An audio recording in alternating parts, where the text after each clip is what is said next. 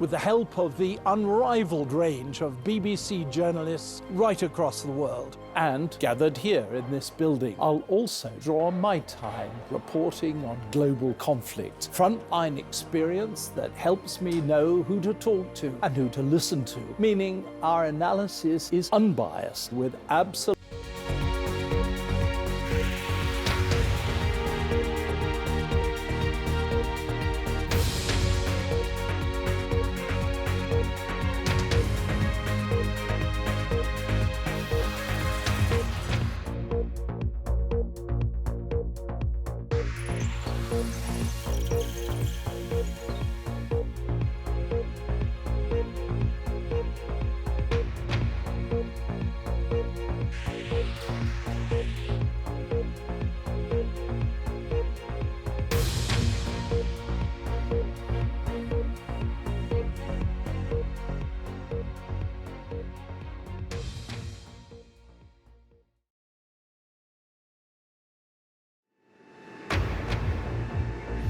Around 100 civilians trapped for weeks in a steelworks in the Ukrainian city of Mariupol have finally been evacuated.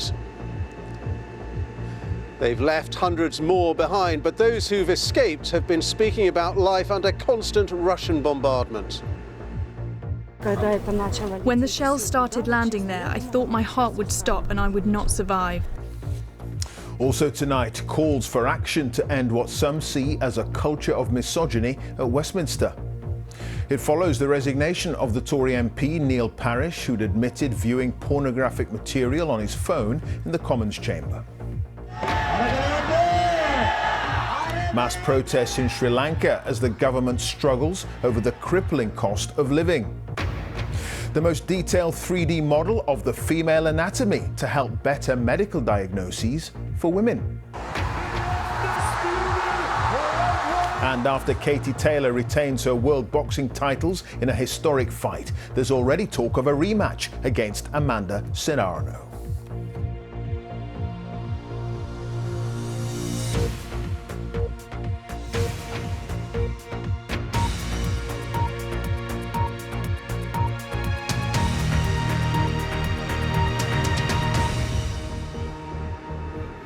Hello, good evening from the Ukrainian capital, Kyiv.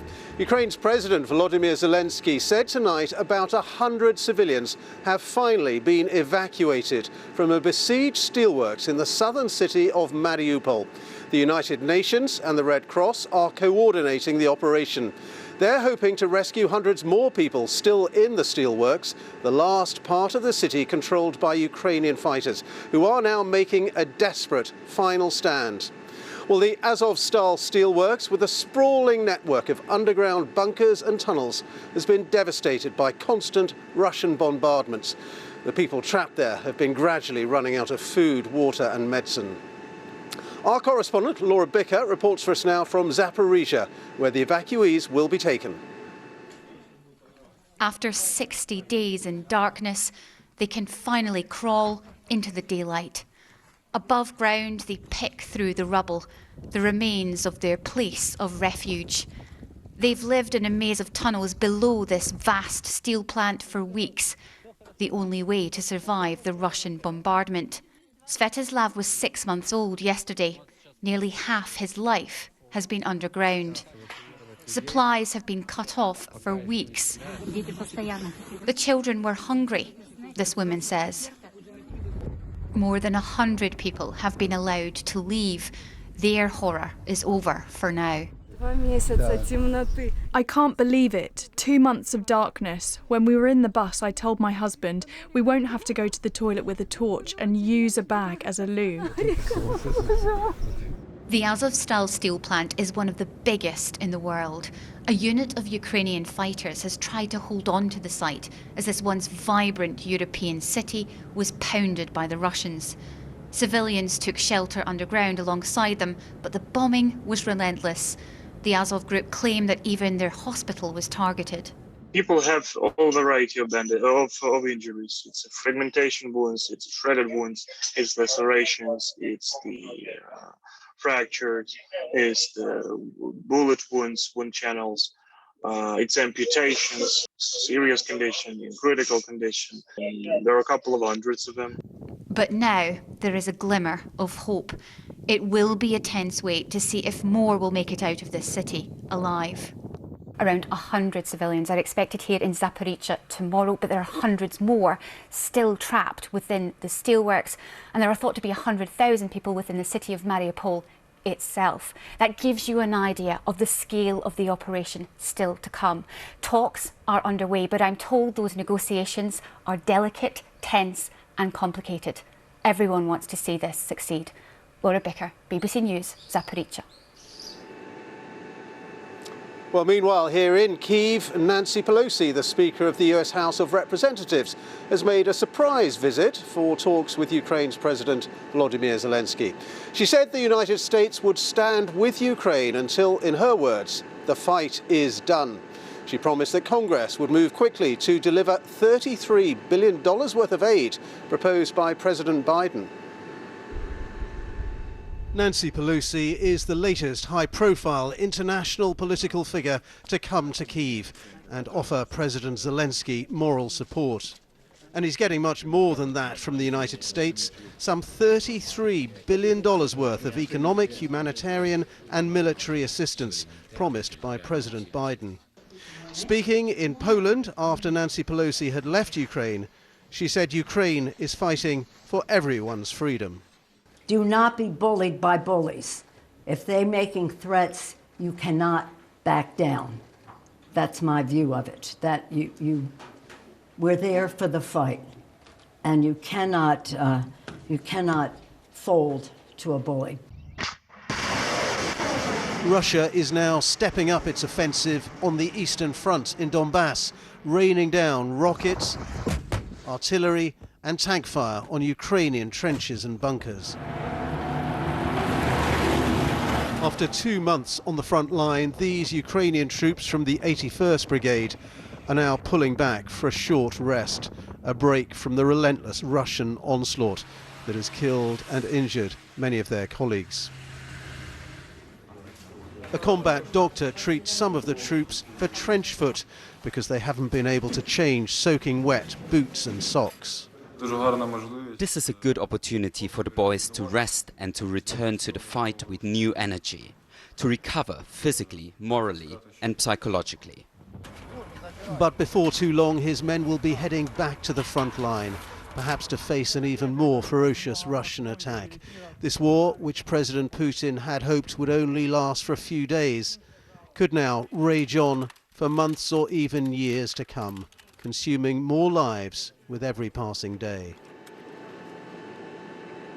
Well, the Ukrainian military are saying the weapons they really need now from the West are more heavy guns and long-range artillery in order to counter the barrages that they are facing on that eastern front in Donbass. Even so, the Ukrainians say they have had some success in the last few days in pushing back Russian forces, especially in places like the suburbs of Kharkiv, the country's second biggest city. That's the latest from me and the team here in Ukraine. Clive, back to you in the studio in London with the rest of the day's news. OK, Ben, many thanks for that. Ben Brown there. Well, the Speaker of the House of Commons, Sir Lindsay Hoyle, has called for a radical review of working practices following a series of sexual misconduct and bullying claims against politicians. Yesterday, the Conservative MP Neil Parish resigned after admitting he'd watched pornographic material on his phone in the Commons chamber. Well, tonight, the government said there was more work to do to improve behaviour at Westminster. Here's our political correspondent, Ben Wright. Sexism and misogyny. Sexism and misogyny. Sexual misconduct. There are some bad apples who are out of order, who behave like animals and are bringing Parliament into disrepute. It's been a grim week for Parliament, with MPs agreeing this place needs to change. Moment of madness. Yesterday, the Tory MP Neil Parish quit after admitting to watching pornography on his phone in the House of Commons.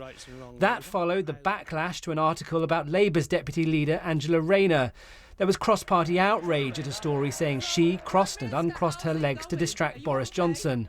Today, a Tory source claimed that after investigating the matter, Miss Rayner had originally made the comments herself. Labour called that a vile sexist smear. It's all put a spotlight on the culture of the Commons. I think we've got to distinguish between some bad apples, people who behave badly, and the general environment. It's just it's very similar to when people say, oh well, there are a number of racist people in this country, so that means the whole country is racist. That doesn't follow. Female MPs have been speaking out about their experiences of sexism and harassment, and there's concern women could be deterred from going into politics in the first place. It's been really difficult to get women to come forward and stand for election because there is a sense that politics and public life is not a safe space for women anymore. We need to show to women and girls that if you come into politics, it's going to be an environment where you feel safe, you will feel respected. Parliament is certainly a unique workplace. MPs employ their staff directly. It's a place of late nights, long hours, powerful people and boozy bars. A new process for dealing with sexual harassment and bullying complaints was introduced 4 years ago. Everything that we've talked about in the last week is a breach of the rules already. But the key thing is, do we make sure that those rules are then enforced? I express my sympathy. But the Speaker of the House of Commons says there now needs to be an urgent review into how Westminster works. He wants cross-party talks and swift reform. I think wants to pull parties together to see what else can be done. I'm very happy to participate in that because we can't go on with these allegations coming out over and over again. So the question is, what can be done to change the culture here? Today, the Commons Speaker, Sir Lindsay Hoyle, said he was considering putting an outside body in charge of employing parliamentary aides. But some MPs doubt that will make any difference to tackling the problems of sexism, misogyny and bullying that have damaged Parliament's reputation once again. Changing working structures could be easier than improving standards of behaviour at Westminster. Ben Wright, BBC News. Lancashire police have confirmed that the body of a woman found in the Forest of Bowland on Friday is that of the missing 33-year-old Katie Kenyon. A post-mortem examination revealed the mother of two died of head injuries. A 50-year-old man, Andrew Burfield from Burnley, has been charged with murder. People in Scotland who test positive for COVID or have mild symptoms no longer need to self-isolate. Instead, they're being advised to stay at home until they feel better. Testing sites have closed and contact tracing will no longer be carried out due to the falling number of infections. Now, several groups of migrants have been brought ashore by the border force in Kent after crossing the Channel from France. They're the first arrivals for 11 days, and our correspondent Simon Jones is live in Dover for us tonight. Simon, just brings us up to date with the latest. Well, it's been a busy day for Border Force out there in the Channel. The first boat carrying migrants arrived at around 1 a.m. Several boats then followed well into this evening. We haven't yet had numbers confirmed by the Ministry of Defence, but I understand the figure is likely to be in excess of 200 people arriving today. And today has been notable because these have been the first people making the crossing for 11 days. Now, that had led some commentators and politicians to suggest that the government's plan to send some asylum seekers some 4,000 miles from here in Kent to Rwanda was already having a deterrent effect. But I think the weather has been the large factor here, because in the 11 previous days it's been pretty rough in the Channel. There have been some strong winds. Today the weather changed. It was very calm and we saw more arrivals happening. Now, opposition politicians say that the plan of sending people to Rwanda is inhumane and unworkable, but the government insists it has got the right policies in place to try to bring numbers down, although it accepts it isn't going to happen overnight. OK, Simon, thank you for that. Simon Jones there, live in Dover.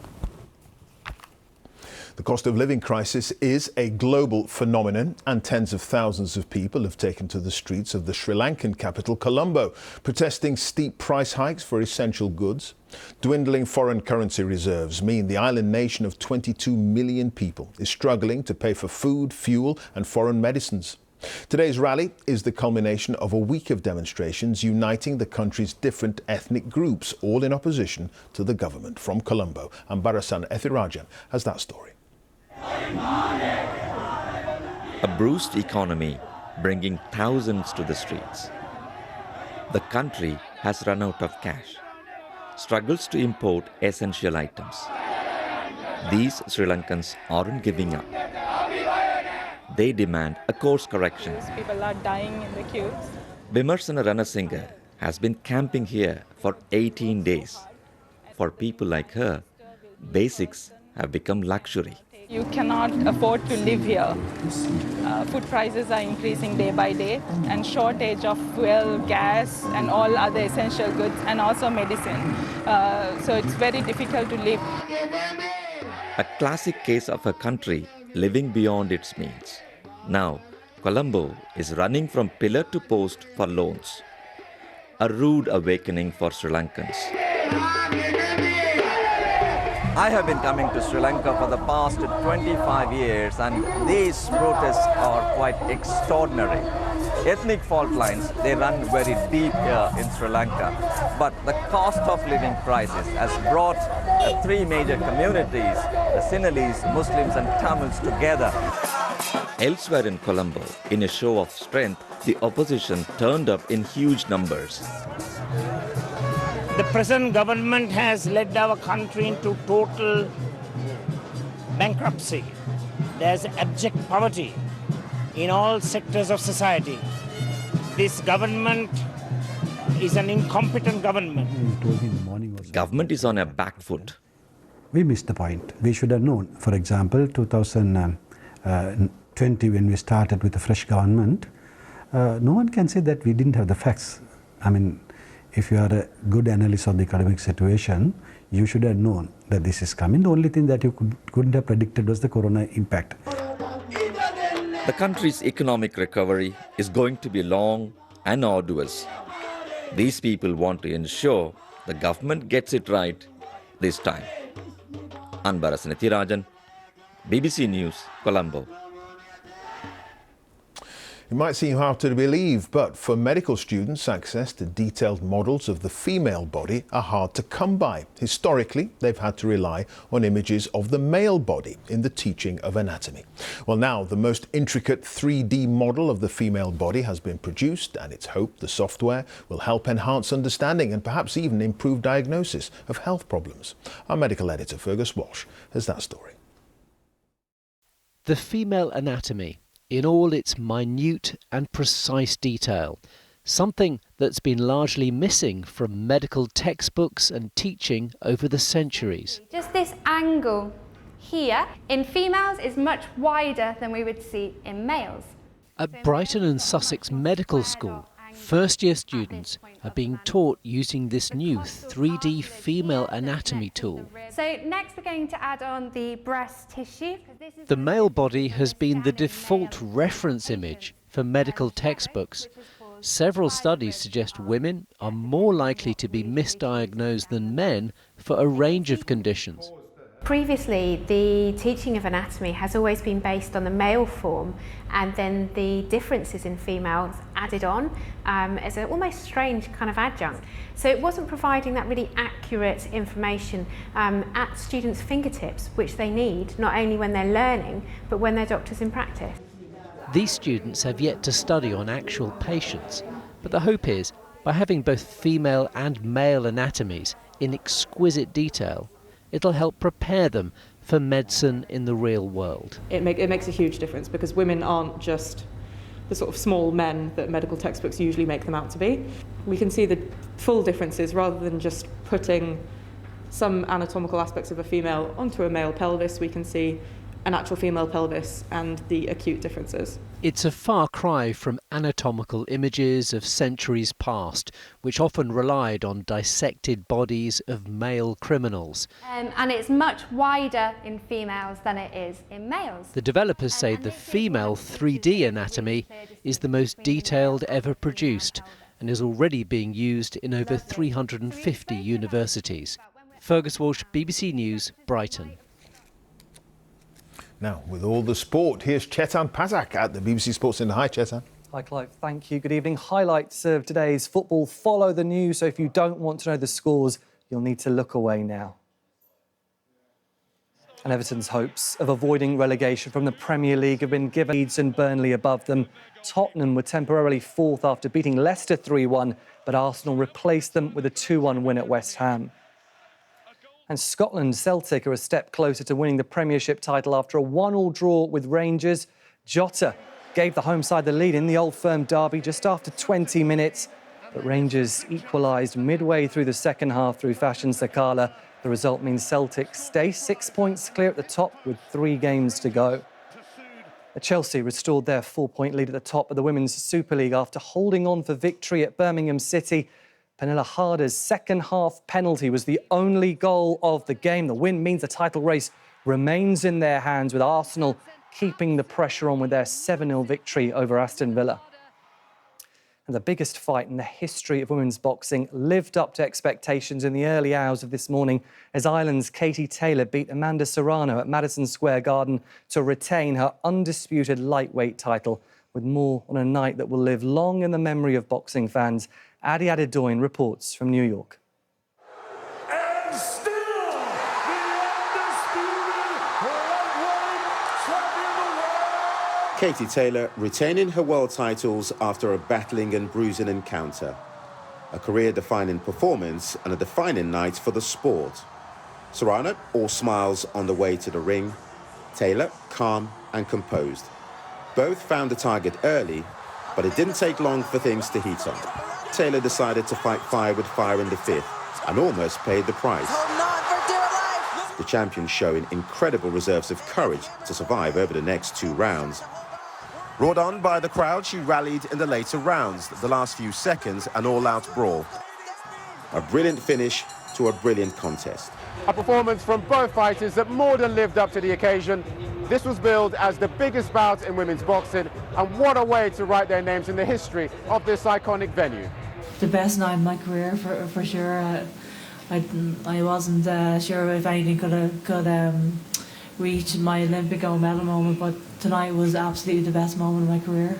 I think both myself and Amanda have broken down so many barriers over the last few years in our sport. What we actually achieved absolutely is going to inspire a lot of young girls after that fight. You had 2 women main eventing a sold-out MSG. Who would have thought that? The fight lived up to the hype, and there's already a clamour for a rematch, possibly in Ireland. This blockbuster bout, the perfect showcase for the rise of women's boxing. Adi Adedoyin, BBC News, New York. An incredible night there. Ronnie O'Sullivan's dominating the World Snooker Championship final at the Crucible and has extended his lead over Judd Trump after the second session. The first was overshadowed by O'Sullivan arguing with the referee after he was given a formal warning for a gesture that he made. As he looks to equal Stephen Hendry's record of 7 titles, the world number one's been ruthless so far and leads Trump by 12 frames to 5, the first to 18 wins. Play resumes tomorrow. And Emma Raducanu's into the 3rd round of the Madrid Open after an impressive win over fellow 19-year-old Marta Kostyuk. Playing her first clay court season, Raducanu delivered one of her best performances since winning the US Open last year, winning in straight sets 6-2, 6-1. And that's all your sport, Clive. Chetan, thank you for that. And that's it. Now on BBC One, time for the news where you are. Have a very good night.